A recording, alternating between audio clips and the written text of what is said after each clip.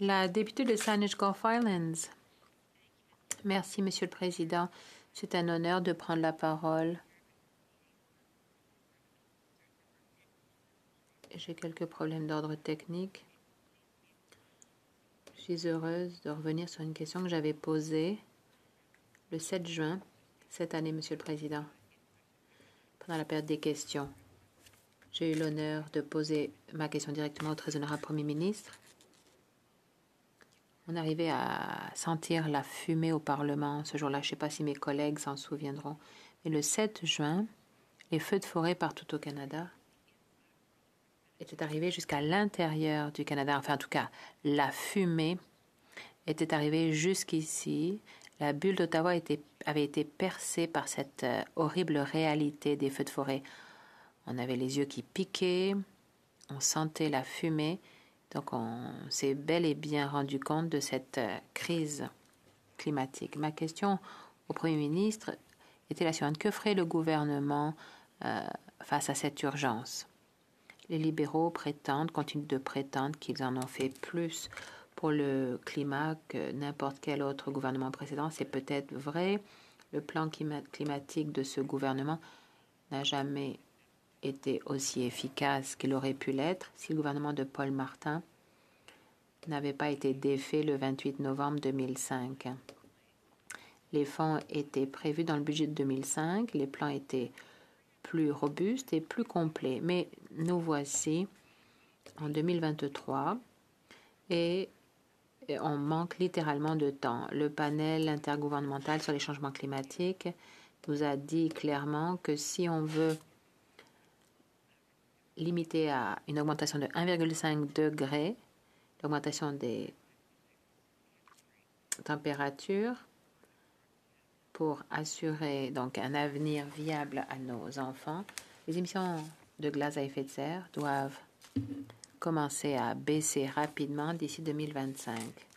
C'est pourquoi Antonio Guterres, secrétaire général de l'ONU, des Nations Unies, a dit que continuer à investir dans l'infrastructure et dans les combustibles fossiles était une véritable folie économique et morale. Fin de citation. On a commencé à parler des feux de forêt un peu partout dans le monde. Cette année, la saison des incendies a commencé plus tôt et s'est terminée plus tard. Au total, on a perdu 19 millions d'hectares. Mais on a eu aussi des inondations qui ont coûté des vies en Nouvelle-Écosse. Nous avons eu des incendies qui ont entraîné l'évacuation de tout Yellowknife. Donc, au total, énormément de personnes ont vu leur vie complètement chamboulée. Donc, ça aurait dû montrer aux libéraux que ça ne suffit pas d'adopter des politiques pour réduire les gaz à effet de serre si on continue à subventionner les combustibles fossiles de l'autre. Il est temps d'imposer une taxe sur les profits excessifs. 4,2 milliards de dollars, comme le prévoit la motion 92. Il est temps d'annuler le projet d'élargissement du pipeline Trans Mountain. L'interprète signale que la qualité du signal de Mme May n'est pas très bonne. Il est temps de comprendre que c'est une urgence et il faut agir en conséquence dès maintenant. Il faut prendre la chose au sérieux. Il faut mettre fin à l'élargissement de projets liés aux combustibles fossiles. Le secrétaire parlementaire du ministre de l'Environnement, des Changements climatiques et du ministre du Sport et de l'Activité physique. Merci, Monsieur le Président. À mon ami et collègue de Saanich Gulf Islands, je me réjouis de la voir à l'écran. J'espère que vous vous sentirez mieux très bientôt et qu'on vous reverra ici très bientôt. Je sais que vous adorez votre travail. Je suis heureux après donc plusieurs jours de débat sur la réalité du changement climatique. C'est bien de voir enfin un message qui va à l'opposé. Ce serait bien, et là je suis sincère, ce serait bien si on débattait de la façon de lutter contre les changements climatiques et pas de savoir si les changements climatiques sont réels. Lorsque les conservateurs se sont débarrassés de Erin O'Toole, Ils sont débarrassés des valeurs progressistes et ils ont cessé d'admettre que les changements climatiques étaient réels. Maintenant, ils nient la situation et aujourd'hui, on débat justement de la tarification du carbone. J'ai entendu des choses en face que je préfère ne pas répéter parce que c'est des discours qui nient la science et qui nient la réalité. Je préfère ne pas les répéter. Je remercie la députée pour sa question et pour tout son plaidoyer pour l'action climatique.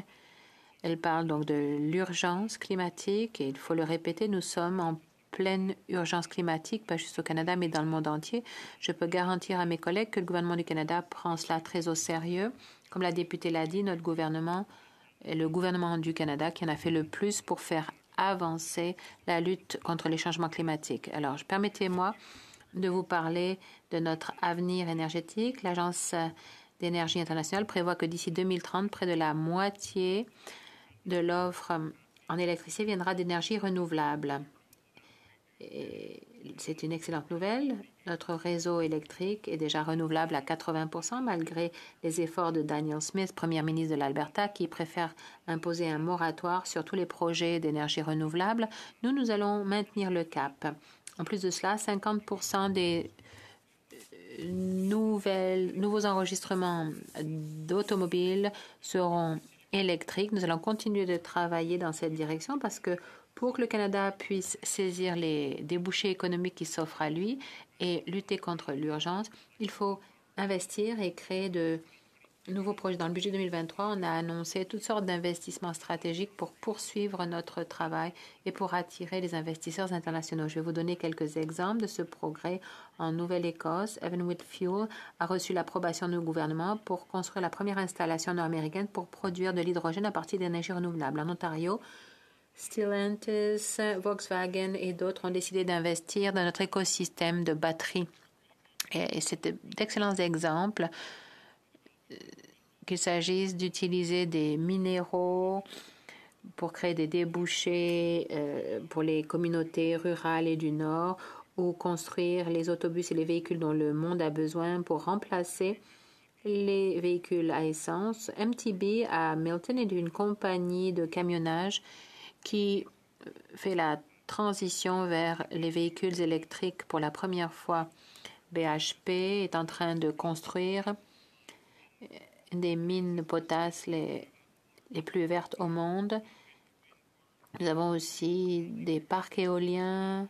Malheureusement, le moratoire de la première ministre Smith est maintenu, mais ça n'a pas empêché l'industrie des énergies renouvelables en Alberta d'avancer et elle va continuer d'avancer. Je reviendrai dans quelques instants avec d'autres détails à donner à ma collègue. Le député de Saanich Gulf Islands.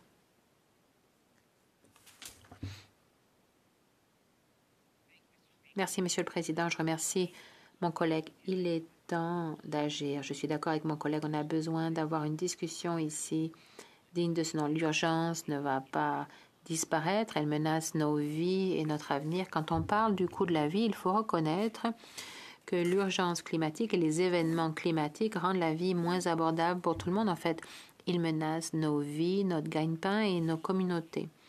Il faut prendre la crise climatique beaucoup plus au sérieux qu'on ne le fait. Les libéraux ne peuvent pas continuer à faire une chose pour le climat et une autre chose pour les combustibles fossiles en même temps et à chaque fois. Ils ne doivent pas penser que c'est faire preuve de leadership, pas du tout annuler le pipeline Trans Mountain. C'est un pipeline qu'on construit avec l'argent des contribuables. On ne respecte pas les droits des Autochtones. Si il continue la construction et envoie davantage de bitume, on risque d'avoir des fuites dans la mer de Salish et on ne pourra plus jamais nettoyer tout cela. Pour l'amour de Dieu, prenez cela au sérieux. L'honorable secrétaire parlementaire. Merci encore une fois, Monsieur le Président. Je vais répéter quel discours intéressant et fascinant. J'aimerais qu'on puisse avoir plus de conversations ici sur la façon de lutter contre les changements climatiques. C'est une menace existentielle. Nous sommes en pleine situation d'urgence. les conservateurs devraient faire le strict minimum au moins. La lutte contre les changements climatiques vise à créer de bons emplois viables pour les générations de demain. C'est décevant que les partis conservateurs fassent de l'obstruction. Plutôt, le Congrès du travail du Canada, qui représente 3 millions de travailleurs et travailleuses, ont demandé aux conservateurs de mettre fin au débat sur le projet de loi. Les conservateurs sont contre C-49 également. C'est étonnant ce qu'il faut tolérer ici dans le dossier des changements climatiques. Je remercie mon ami et ma collègue, encore une fois, pour son extraordinaire leadership dans ce dossier. J'apprécie tout ce qu'elle fait et j'espère que nous allons pouvoir avoir une conversation en personne parfois, très prochainement d'ailleurs. Merci, Monsieur le Président. Je remercie le secrétaire parlementaire et la députée de Saanich Gulf Islands pour leur contribution au débat d'ajournement ce soir. Maintenant, j'aimerais céder la parole au député de Calgary Centre pour qu'il poursuive